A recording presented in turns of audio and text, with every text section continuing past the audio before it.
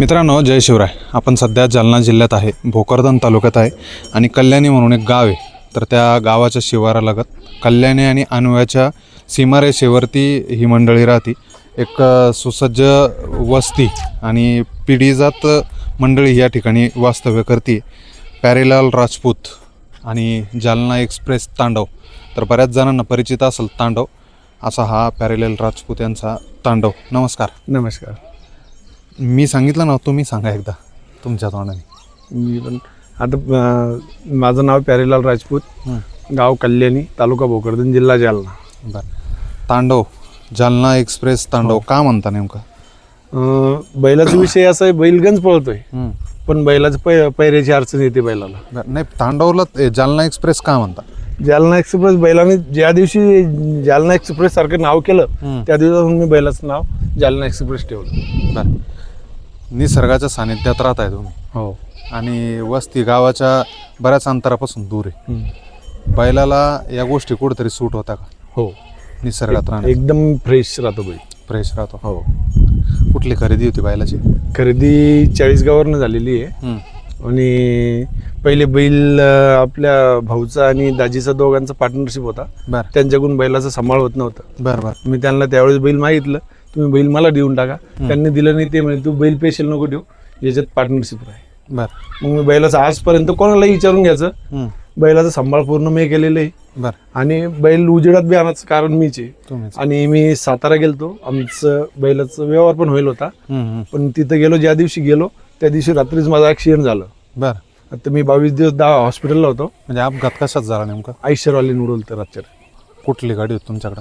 नाही, आम्ही पायपे चालवत होतो रोडनं. जेवण गेले आम्ही हॉटेलवर. अच्छा, बैल घेऊन गेलेलो. हो, बैल घेऊन गेलो. सोडा त्याला, सोडा मोकळे. बैलाचं व्यवहार पण होईल होतं आणि काहीच विषय नव्हता. फक्त एक फेरा बैल हाणून देणं होता मैदानात. त्या बैल कमी पळो जास्त पळो व्यवहार होईल होता. पण अपघात झाला. आणि किती दिवस हॉस्पिटलमध्ये होता? 22 दिवस. बैलासोबत तुमचाही संघर्ष आहे. आणि अशी वेळ कोणावरही येऊ नये, कुठल्याच बैलगाडा मालकावर येऊ नये. तर मी 22 दिवस हॉस्पिटलला होतो ना, तर बैलाची सगळी अशी झालती. बरं बरं. कारण की मी बैलाला दिसू नये, तर बैलानं पण पळणं कम केलं. नंबर सोडले तर गुलाल सोडला होता. गुलाल सोडला होता.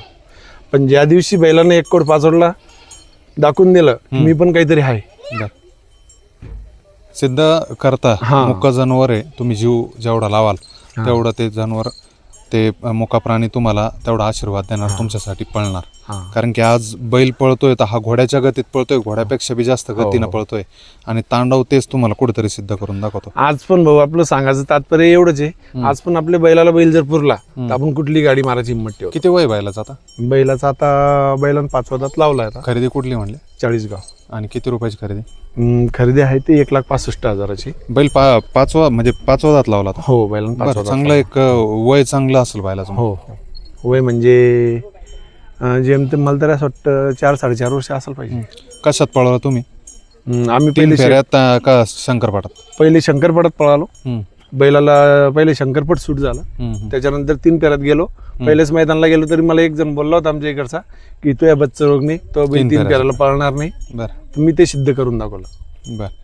म्हणजे दुसऱ्याच्या म्हणण्यावरती तुम्ही कुठेतरी 3 फेऱ्याच्या मैदानात बैलाला घेऊन गेले. हो. आणि बैलानं देखील ती इच्छा पूर्ण केली तुमची. 3 फेऱ्याच्या मैदानात राहिला, पहिल्याच मैदानात गुलाल.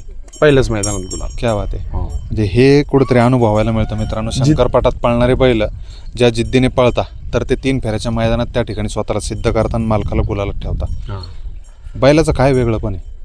बैलाचं वेगळं पण असं आहे की बैलाचा व्यवहार होऊन बैल सातारा जाऊन आणि बैल वापस आलेला आहे. किती व्यवहार झाला होता? 21,65,000. बापरे.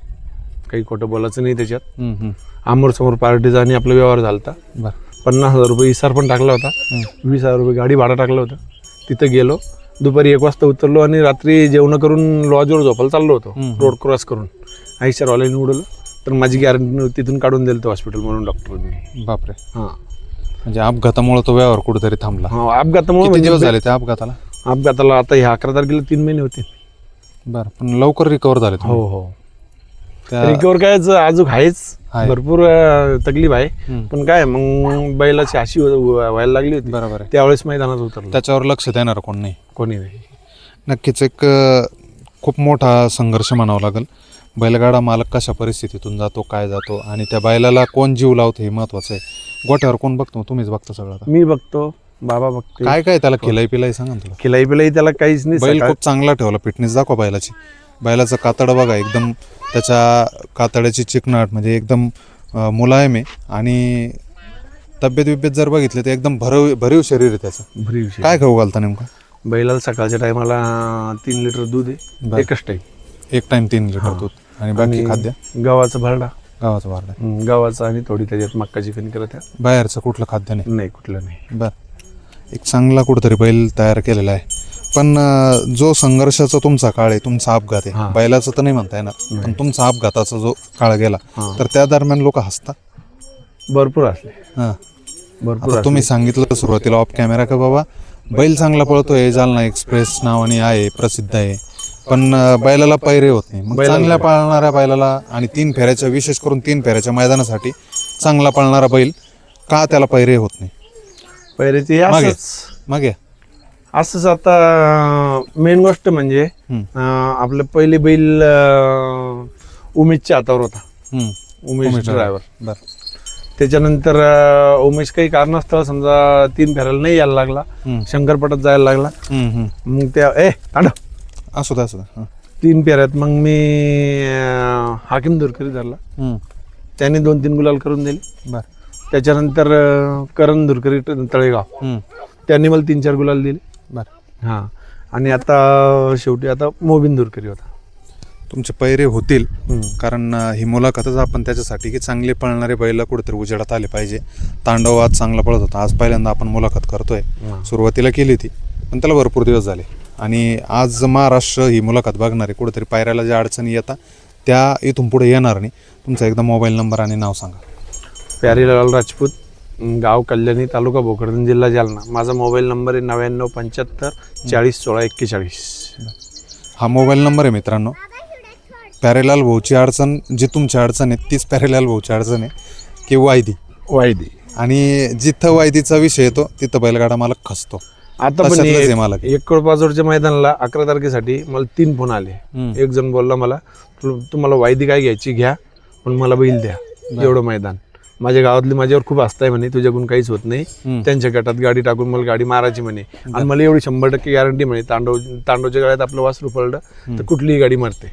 बरं, तुम्ही टाळली वायदी? मी म्हटलं त्याला, म्हटलं भाऊ वायदी किती काही घेत नाही. आतापर्यंत घेतलीच नाही? रुपया पण घेतला, दिली नाही कोणाला, घेतला पण नाही, दिला पण नाही. याच्या पुढं पण नाही घेणार.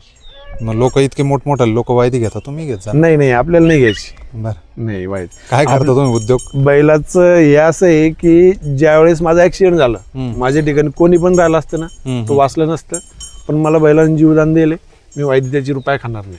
नक्कीच, हे महत्वाचं आहे. ही कुठेतरी जाण बैलगाडा मालकाने ठेवली पाहिजे आणि त्या बैलाला जीव लावला पाहिजे.